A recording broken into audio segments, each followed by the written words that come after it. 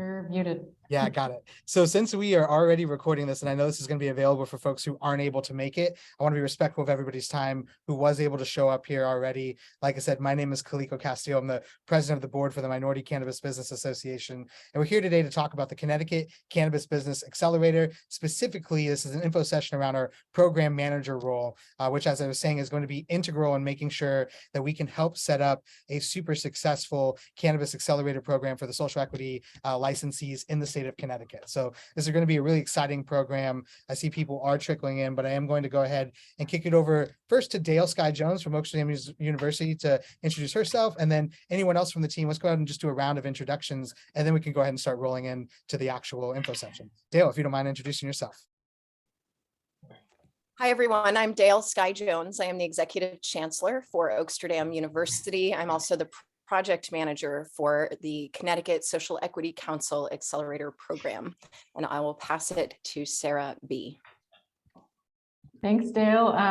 Sarah Bodley here, representing Reset. I'm the executive director of Reset and acting in the role of local project coordinator, program coordinator, reporting up to Oaksterdam, and really thrilled to be in partnership with many amazing partners on this call. And I will kick it to Sarah Setti. Hi, everyone. My name is Sarah, coming to you from St. Louis, Missouri via Oakland, California. I will be the program coordinator for this very important landmark program coming to Connecticut. So I'll get more into the details of my role as we get into the talk, but very excited to see you all here. And thank you all for the team for being here today. And we're going to go ahead and go to Dale, who's going to explain a little bit about the Connecticut market as it stands, the sort of the social equity overview, and sort of what things are looking like in the state of Connecticut. Yes, indeed. And thank you for sharing screen. And thank you for taking the time to give us your attention for this important endeavor. It's always exciting when people show up when invited, and we do appreciate that you also have busy schedules. As I mentioned, I'm project manager for the Cannabis Accelerator program. And I also just want to take a moment to thank the MCBA team for hosting us today and for bringing all of you here, Kaliko and Precious, as well as Samantha. Amazing. Thank you so much. And this is part of the coalition that we are building to bring this important program to the citizens of Connecticut that have earned the ability to open a social equity related license. Our joint coalition, including the MCBA, is also ArcView. We've brought in the International Cannabis Bar Association, and we also work with UFCW. This has been a long held moral imperative for all the folks that we brought together for this coalition. I am just going to ask to try to avoid feedback if you're not actively asking a question. If you can just stay muted when the speaker's talking, it'll help, especially those that are hard of hearing. And if one of my co-hosts can mute whoever doesn't realize they're not muted. So the key organizations in this coalition were formed largely based on social justice and health equity in our various sectors, encouraging meaningful community reinvestment and corporate responsibility. We have united to transfer our unprecedented experience into accessible, actionable programming. It is really important for us to hire locally, and also important to hire somebody that reflects the experience of the participants that we serve. All right, next slide, please. Thank you. There is a lot of information being packed into an 8-month program. The one-to-one technical assistance for equity applicants is probably the crown jewel of being able to meet people where they are, and the immediate fulfillment of our industry recognized certification programs is the foundation for the beginning phase 1 of this program. And Sarah will share more about that shortly.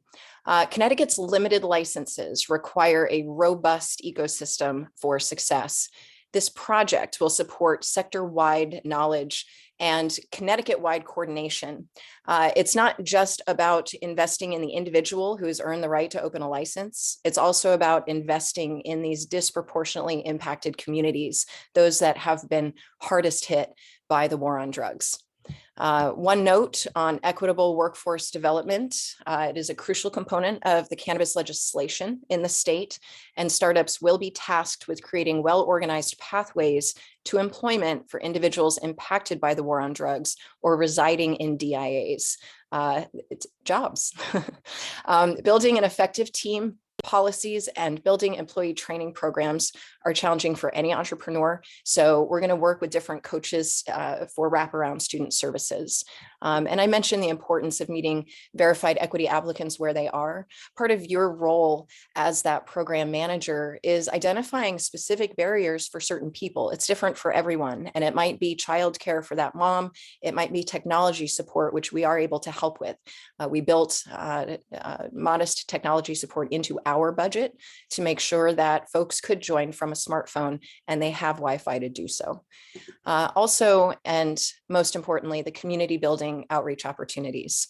We are also trying to bring in Black and Brown professionals that are also products of the drug war to serve as coaches, but they need to learn more about the business of cannabis. And this is also why the MCBA is so crucial, as well as the INCBA, to be able to help us better train professionals who are already out there in the community who want to now participate with the cannabis industry. And they just need that special training to cross over. So there's a lot of coordination and correlation going on.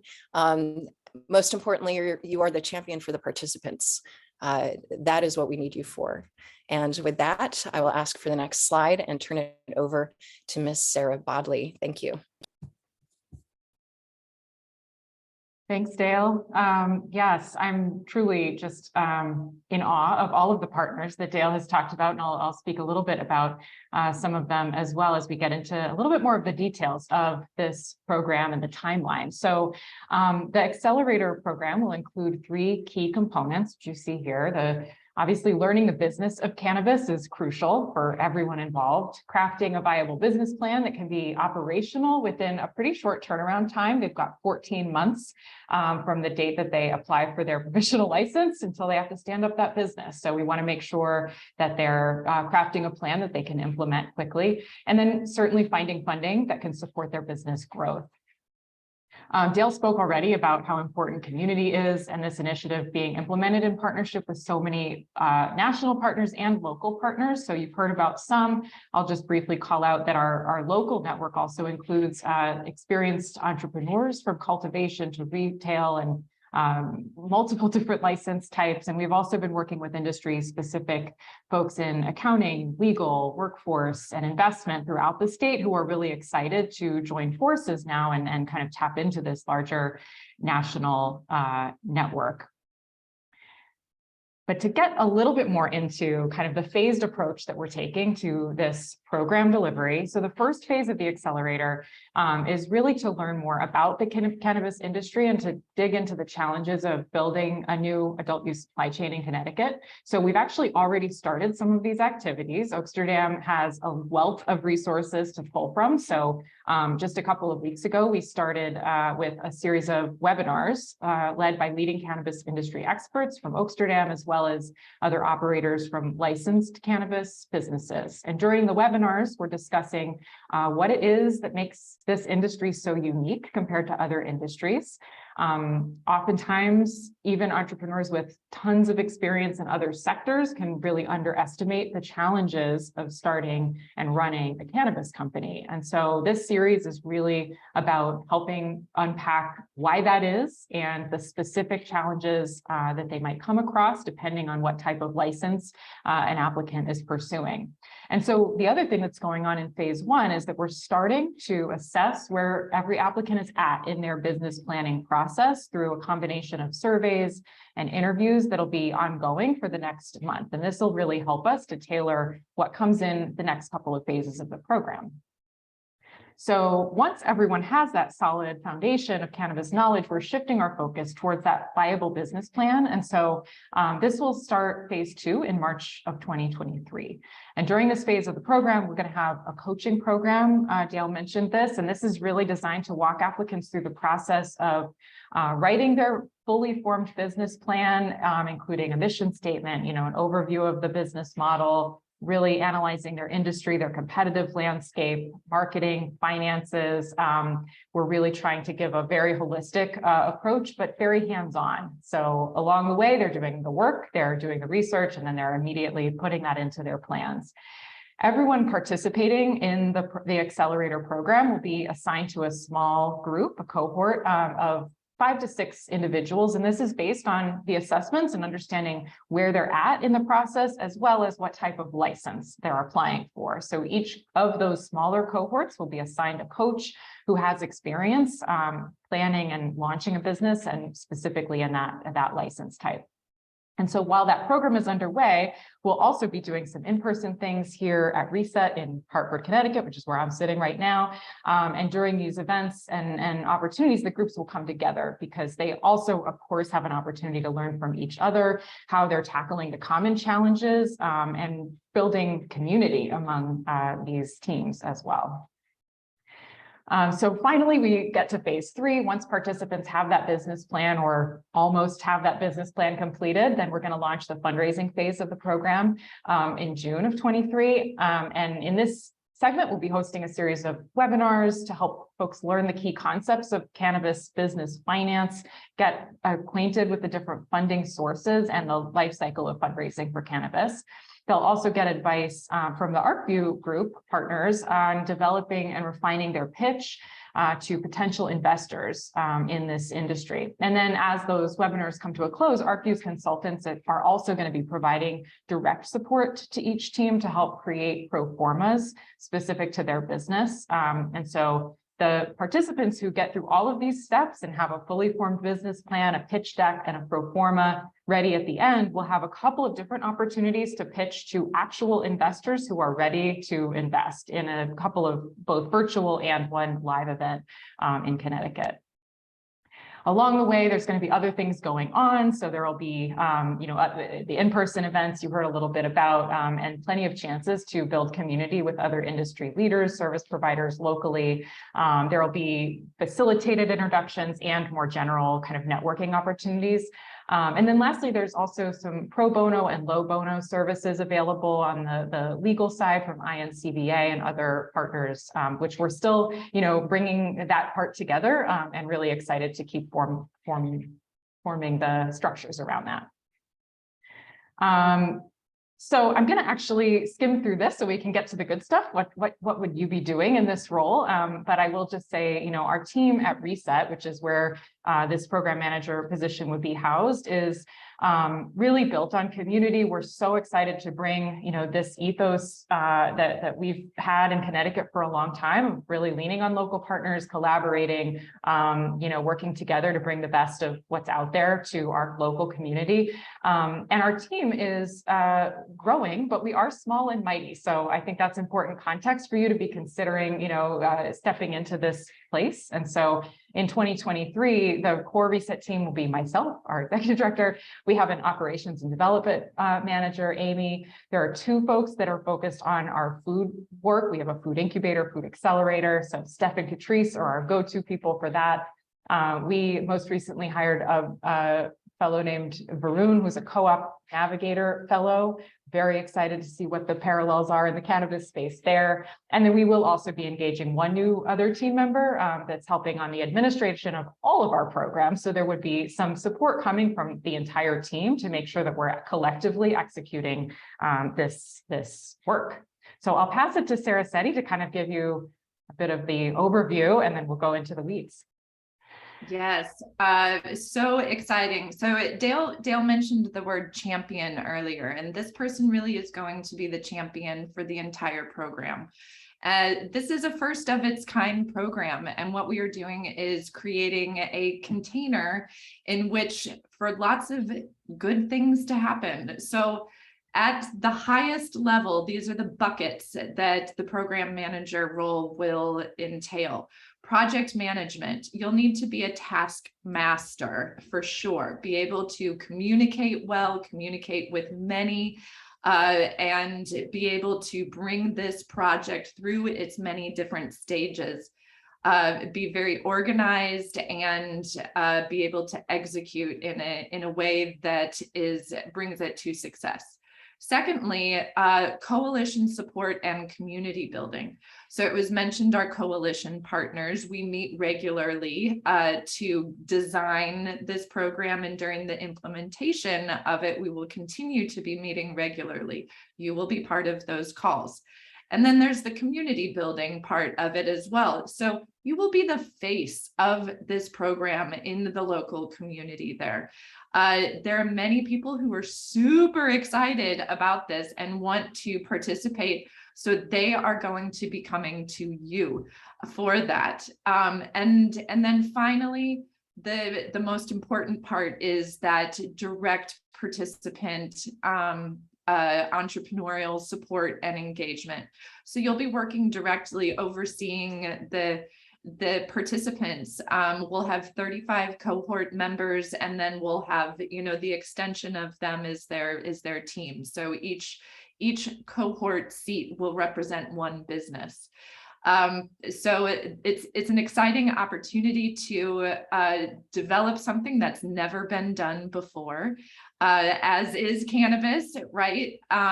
So that's it at its highest level. You have all received the job description, but I'll pass it back to Sarah. And then at some point, Sarah, we should introduce Nicole, who they'll be speaking with as kind of the first step into this process. Absolutely. I was going to say, yeah, Nicole Polite is on the phone today, or on the call here. We can even see her face. Nicole, if you just want to say hello. Yes, please. Hello, everyone. My name is Nicole Polite. I am the owner of Maine Hire Talent Solutions, which is a full employment staffing agency, and we are partnering with Reset to fill this cannabis program manager role. It's a very exciting position for the state of Connecticut, and we are doing the vetting of the applications and the candidates. I'm going to put in the chat the link to the job so you can apply directly. And I'll also put my email address in there as well. If you have any questions, you can email me as well. Thanks you So much. Yeah, Nicole, I'm so glad you could be here today. And folks, we're going to have plenty of time for Q&A as well. So start thinking about what you definitely want to get answered here as I kind of run through just a little bit more. And I think, Sarah, you captured it so beautifully.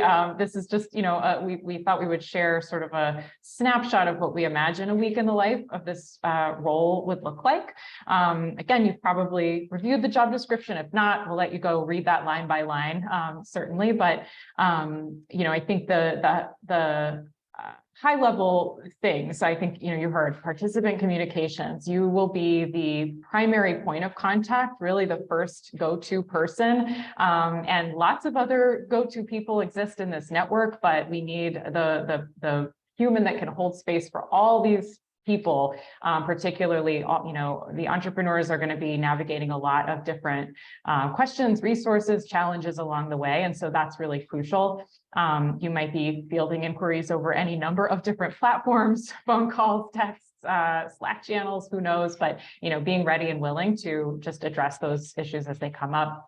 The event planning and coordination, because this is, we're the on the ground partner here. And so we're really excited to be bringing together opportunities for folks to gather both on a smaller, informal level of just networking and gathering here in, I'm sitting actually in our co-working space at Reset, which will be, one of the many opportunities for folks to get together, but also the larger events. Part of our goal here is to make sure that we're also bringing in industry experts for panel discussions and things a few times throughout the year. So there's a lot of logistics involved with that, and that would be a big part of this role.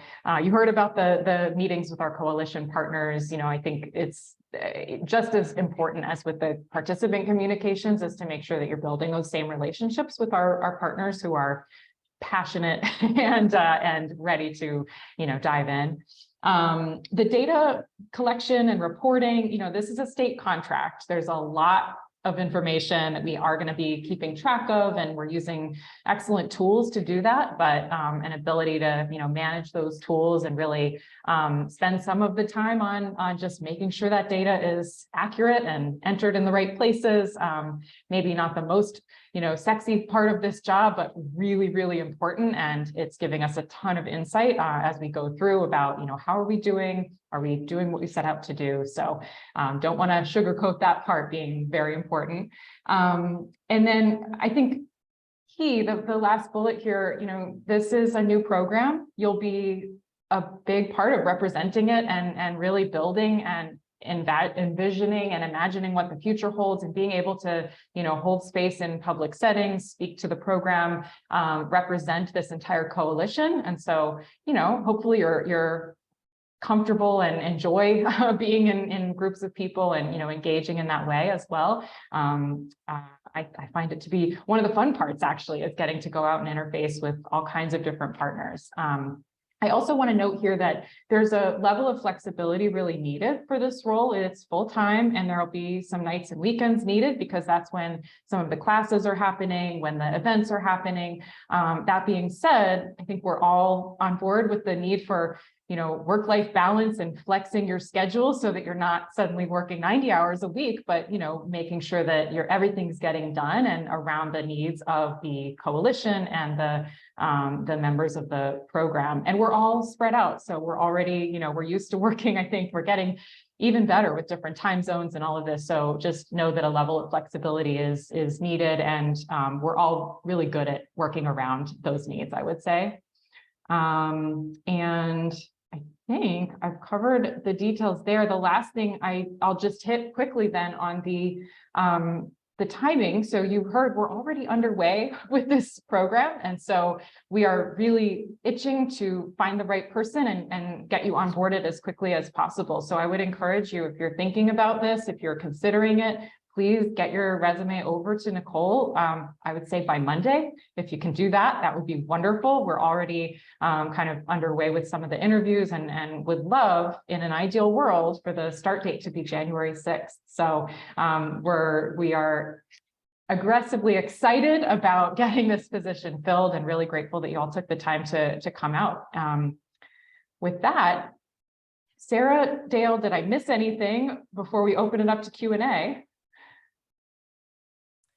I think that the participants will fill us in on anything we've missed, and let's open it up. Well done. Thank you. Well, thank you, ladies, for doing that. We really appreciate that presentation and giving a thorough overview of the program and what we're doing specifically in this role and what we're trying to do for all of the entrepreneurs there in Connecticut. And once again, thank you for everyone for joining. We want to open it up for questions now, see if anyone has anything that didn't get answered in the overview of the program or the job description. Obviously, there are links in the chat specifically to the job description and the link to apply. So please make sure you guys are checking those out. I see some hands already raised. It's a great way to get started. If you guys want to use the raise hand function at the bottom of your screen, that'd be awesome. Let's go ahead and kick it off with Rudolph. Thank you so much for joining. Would love to hear your question. Thank you very much for the opportunity. Hello, good day, everyone. Yes, I just wanted to ask a quick question. When I saw SEC reporting, that means with the SEC kind of as cannabis moving along in the baking opportunity, correct? We have to provide fulsome reporting to the Social Equity Council on a number of qualitative and quantitative items. And so, the things that we count, the LMS, that are systems, attendance, things along those lines, some of it is automated and some of it is literal, how many people showed up. But we're also going to count on you for assessments, for sharing those things that only you see from your position, the conversations that you're having with participants or community, and also include some of those in the report. We do hope at the end of this to have some type of collective white paper as well about just our overall learning experience that you might be involved with. So just good old fashioned reporting to our boss, the state of Connecticut. Yeah. Great, thank you. I have about like 20 years experience in event production, so very knowledgeable on that. Now I understand. Thank you for answering my question. Thank you very much for asking it. We appreciate it. I see some more folks are popping on their videos. That's awesome. If you guys have the ability to pop on your video before you ask a question, we'd love to see your face and get to interact with folks as we're doing this process. And I know next up is Tony. So good to see your face. Appreciate you being here. Absolutely. Hi. I may have missed this answer, but is this position remote, hybrid, or in person? Yeah, I can take this one. So we are looking for somebody to be located close enough to Hartford that you can be on site a few days a week. This is, as the local partner, we feel like that's really crucial to be able to be present in our office. We're currently having we have a flexible hybrid schedule. So our team right now, each person is on site 3 days and then works remotely 2 days a week. And then, as I mentioned, I think that the other part of the flexibility with this role is because of all the events and things, the schedule might not be a typical 9 to 5, but we would work together to come up with kind of the right structures for what's needed for the program schedule. Well, thank you for that question, Tony. It's a great question. If Dale, I- I think that's If I something. can just jump in real quick, because I just want to point out there's a question in the chat, and Ben, we do have a website. I popped in the chat. The reality is most of what we're doing is only for participants who enrolled in the accelerator. So I'm afraid that the website is not that informative. It just kind of gives a very vague overview, similar to the press release. All the good stuff is behind the scenes. So I just wanted to let everybody know about that. To you, thank you. Awesome. Thank you, Dale. Nichelle, thank you for being here. Would love to hear your question as well. Yeah, thank you for the opportunity, Nichelle Santos. And just wanted to know how many participants have been accepted into the Accelerator program already, and wanted to hear a little bit about the criteria for them to enter that program. Sure, that's a great question. I believe at last count, let's see, it was 87, then 93, I believe was the last number of overall individuals who were verified as social equity participants. Now, some of the social equity participants are 65% owners. I know of at least one who's 100% owner. And then in other situations, it is several social equity participants that make up that 65%. So there's more than one social equity participant in that particular license application. Now stay with me here. Every application gets a qualified participant, one. But many participants are on more than one application.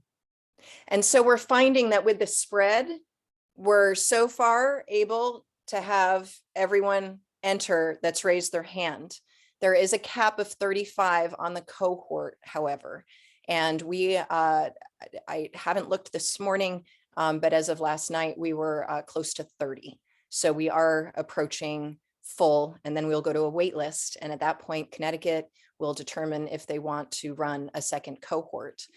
Many of these participants do have partners that are multi-state operators or current operators in Connecticut from the medical program that are now able to open 2 more locations with a social equity applicant. So some have a lot more support than others when it comes to going it alone versus having a lot of the systems probably already in place with one of their partners. Okay, thank you. And how long is the term for this program? Is this a year-long position, or is it just for one cohort? The cohort itself is an 8-month schedule. So we will be having the final, the big pitch event and the party at the end, mid and end August. We're going to be doing both pitches over Zoom to just try to get as many eyes on our participants as possible, but then also a local in-person pitch event. We are hoping, and how do I put this? The verbiage that is being used by the Social Equity Council is positive towards them wanting to do another cohort, but we also have to have enough participants interested or in need of that education. And part of what Sarah and I have discussed, because this is one of those kind of dual reporting jobs where Oaksterdam's responsible for the contract, the overall contract and the output.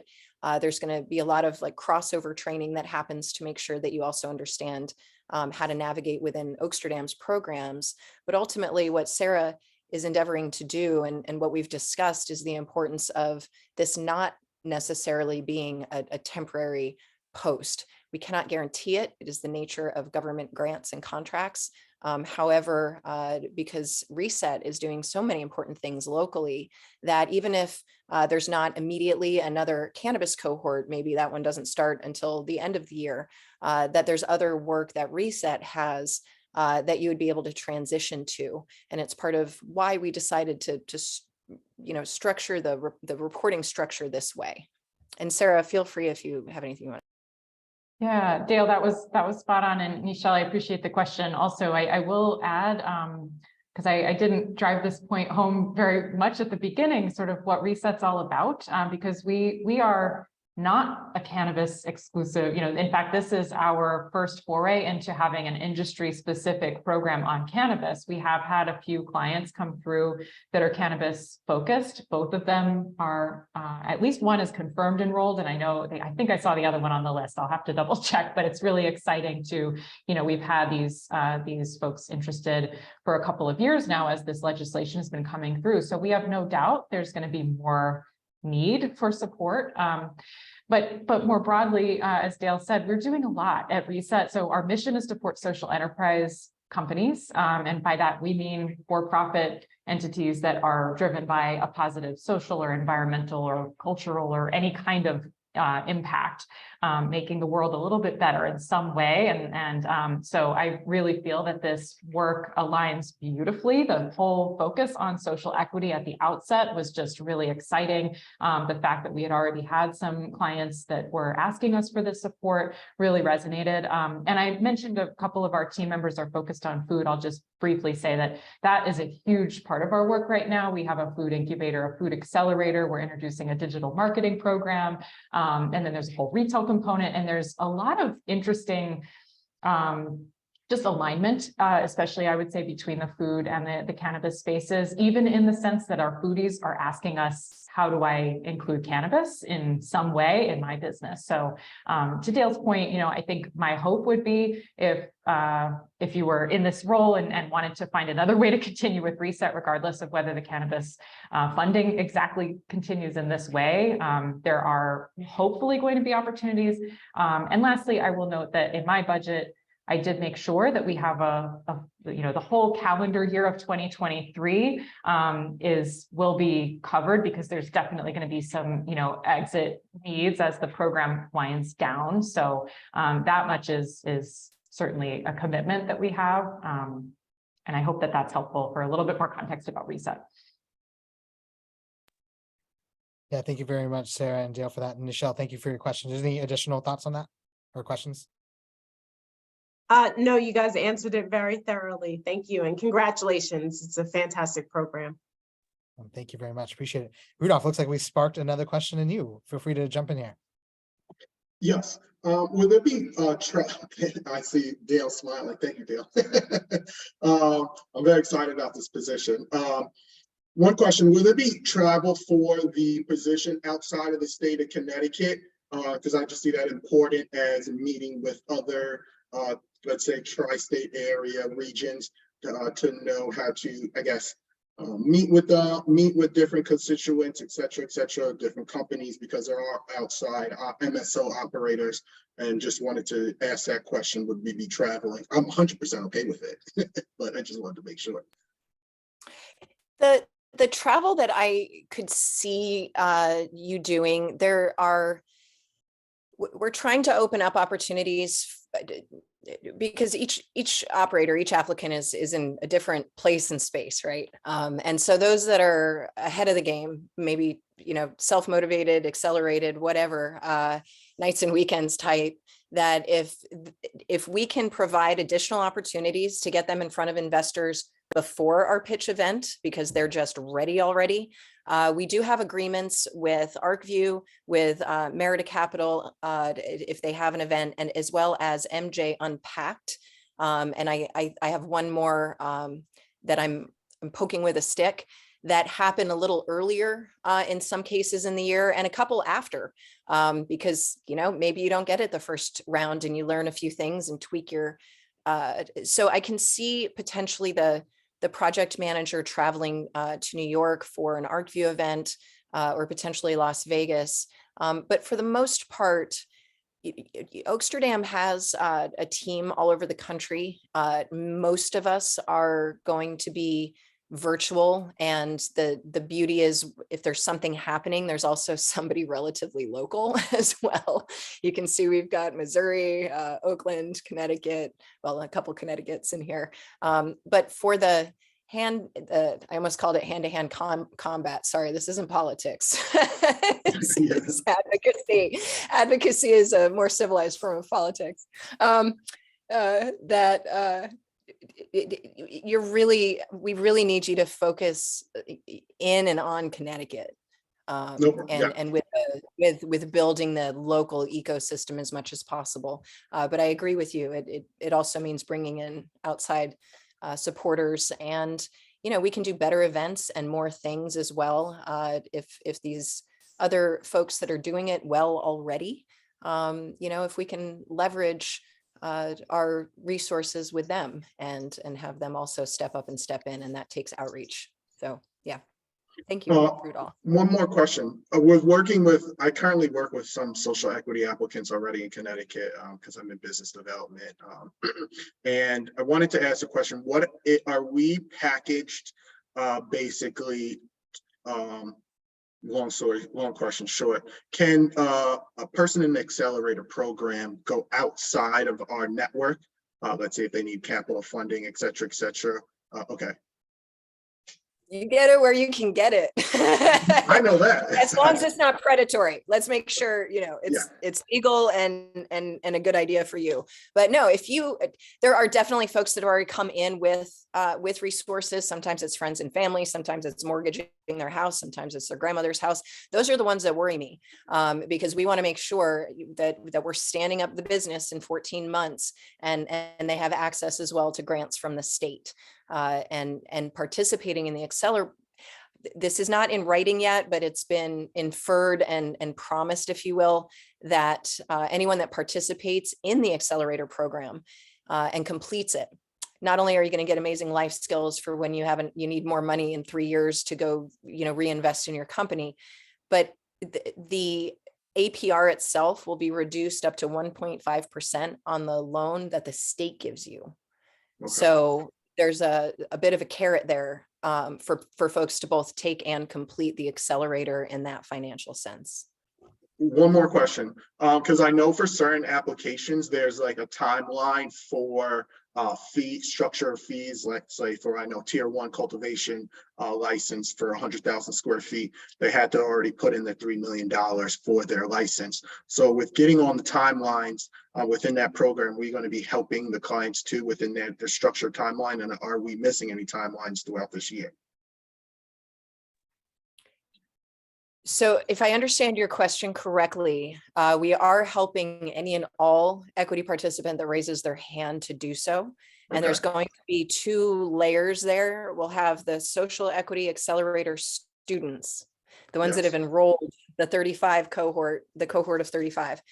But we still have a bunch of social equity verified participants and that community thing we keep mentioning that we're trying to build. So we want to make sure that everyone is involved when we're doing events, when we're, bringing people together, when we're getting out there, even if you're not a enrolled student in the Accelerator, because there may also be people that are on the wait list. They wish they had gotten in, but didn't. So we want to try to provide as many of those services as possible. And also like the webinars that we've been doing in December, we're making open to all equity participants, not just the ones that enroll. We're trying to kind of push the SEC of like, can we give this to all of them? Can we give this to all of them too? We're all about it. Let's give as much as we can with what we've built. The second, there's another part of your question. And I've lost it, I'm afraid. Do you remember what your second part of your question was? Basically, the timeline for. We're not missing. Nobody's late. Okay. But it is 14 months from their temporary licensure. So once they turn in all their paperwork, they have a limited time to complete their paperwork. And then from there, it's 14 months. Our Accelerator is 8 months starting in January. It really started in December, but it goes through the end of August. So No one is going to be out of time at the end of August. We also, we just signed the contract last week with the state of Connecticut. We got caught up in just unfortunate bureaucracy of the Attorney General's office overhauling their contractual process with everyone. So what should have taken 4 weeks took more like 3.5 months. So we just got the list of names. We just got the ability to start interacting with people this past week. So we are just putting out the surveys to try to get to know them better. And we have not yet received the information with respect to where they are in their own licensure. Those are questions that we have on deck for all of them. Right now, we're focused on getting folks enrolled and filling out the personal assessments so that we know who everyone is. And then as soon as we get through this next week, we'll be putting out the business assessments so that we understand what they're working on. Thank you. Hi, everyone. I have a question, and I know I'm with MCBA, but I think this might have been helpful. What are some of the topics that will be taught throughout the curriculum for these equity applicants to learn, or what are like some of the high level information we're going to be giving them that the project manager, the program manager will have to also be kind of knowledgeable about?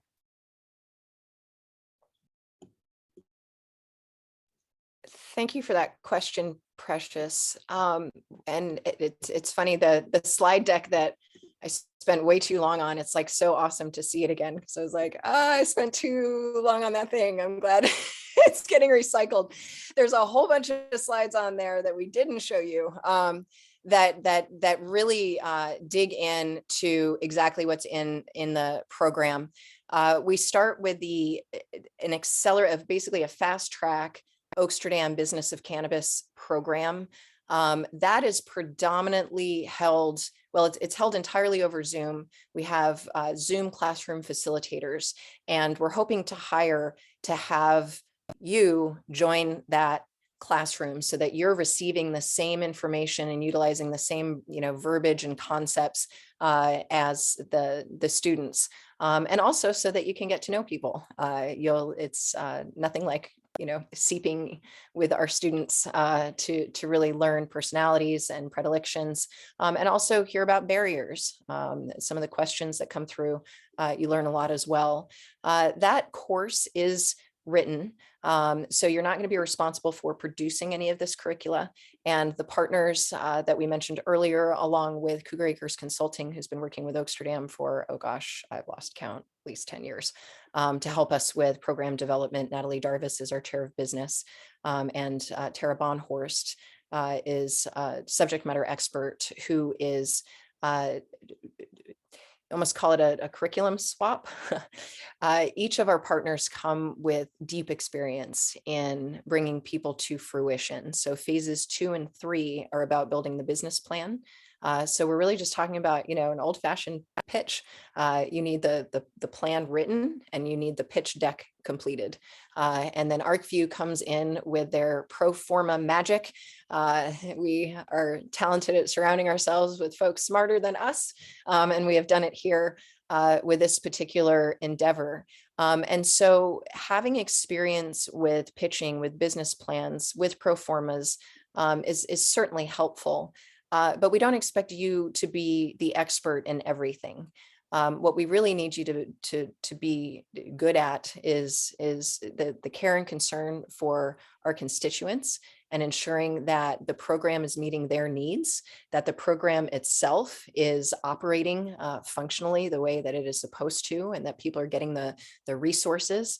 Honestly, a good solid part of what our coaches do is simply help bridge participants to the resource, because we all know it's scattered to the winds. So that's also what Oaksterdam is trying to do, is just bring it all in one place. And so you're also here to help our participants navigate what is available to them, including scheduling with one-on-ones and cohorts, helping us identify the cohorts.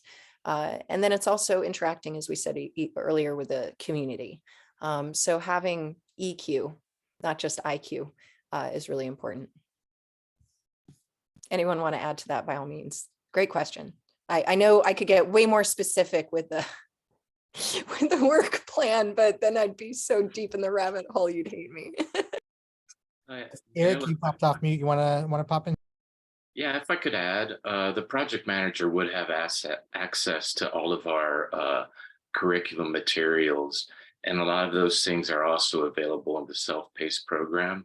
So you'd be able to, we would make sure that you were part of the self-paced program and make sure that you were familiar with all the same material that the live students would be having. So if there was an area that you felt like your skills were, there was a gap in your skills, you would be able to go straight to the self-paced program and brush up on what was going to be lectured that day. That's all. Thanks. Meet Eric Lomo, our director of online. And thank you. That's a great point. You also become dually certified with Oaksterdam University if you wish, but you have to pass the exam. But you will earn a cert as part of your professional development. Yes. Thank you, Eric. Yeah, thank you, Eric.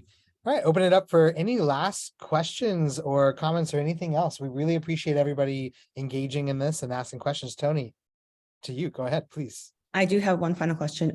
Is there relocation funding available?